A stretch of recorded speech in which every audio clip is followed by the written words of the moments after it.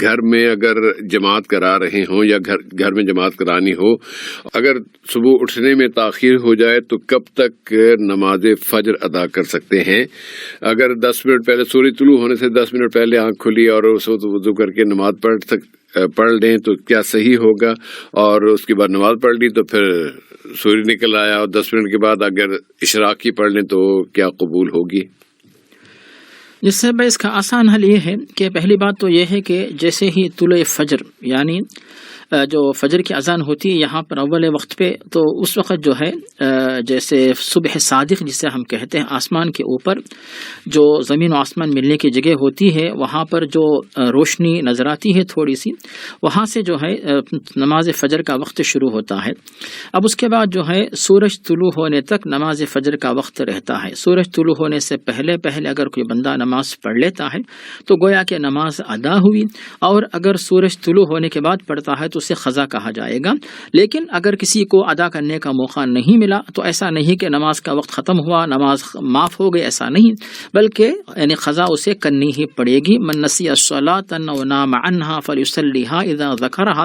اگر کسی کو نیند لگ گئی یا بھول گیا تو جیسے ہی یاد آئے یا جیسے ہی بیدار ہو جائے فوراً اس نماز کی تکمیل کر لے۔ جی،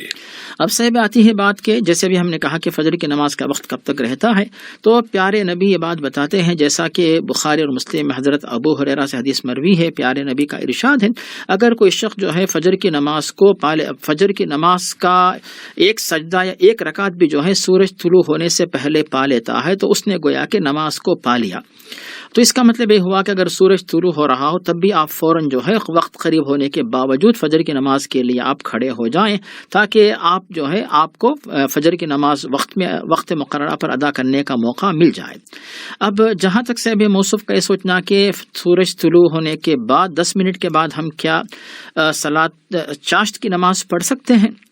جی، تو جہاں تک چاشت کی نماز صاحب ہے تو یہاں پر ایک ہے اشراق، دوسری ہے چاشت، دونوں میں علماء نے ایک فرق رکھا ہے۔ فرق اس حیثیت سے کہ اگر سورج طلوع ہونے کے 20 منٹ تقریباً 15-20 منٹ کے بعد اگر ہم نماز پڑھتے ہیں اسے اشراق کا نام دیتے ہیں، اور اگر وہی نماز ہم اگر 1-2 گھنٹے کے بعد یعنی جب سورج بلند ہو، سورج میں گرمی آئے اور مٹی گرم ہو جائے تب اگر ہم پڑھتے ہوں تو اسے کہا جاتا ہے کہ صلاۃ الاوابین حین ترمد الفصال، کہ اونٹ کی جو چھوٹے چھوٹے اونٹ کے بچے جو ہوتے ہیں، چھوٹے بچے، تو جب زمین گرم ہو کر مٹی گرم ہو کر زمین سے جب اٹھ کے کھڑے ہوتے ہیں تو تب ادا کی جاتی ہے صلاۃ الاوابین، اسی کو صلاۃ الضحیٰ کہا گیا، اسے چاشت کی نماز کہتے ہیں۔ نماز ایک ہی ہے، چاہے سورج طلوع ہونے کے بعد 20 منٹ کے بعد پڑھیں آپ، یا 15 منٹ کے بعد پڑھیں، یا پھر 1-2 گھنٹے کے بعد، یہاں تک کہ ظہر کی اذان سے تقریباً آدھا گھنٹہ پہلے تک کبھی بھی آپ پڑھیں، اسے ہم چاشت کی نماز کہہ سکتے ہیں۔ اسی اعتبار سے بھائی موصوف اگر فجر کی نماز کے بعد جو ہے اشراق کی نماز پڑھنا چاہتے ہوں تو تقریباً 15-20 منٹ کا وقفہ دیں اور اس کے بعد چاشت کی نماز کی یعنی اشراق کی نمازوں پڑھ سکتے ہیں، اور اگر تاخیر کے بعد پڑھیں وہی نماز ہم ضحیٰ کے نام سے، چاشت کی نماز کے نام سے ادا کرتے ہیں، اور اس کی جو رکعت ہے کم از کم 2 رکعت اگر ادا کرتے ہیں تو نماز انشاءاللہ مکمل ہو جائے گی۔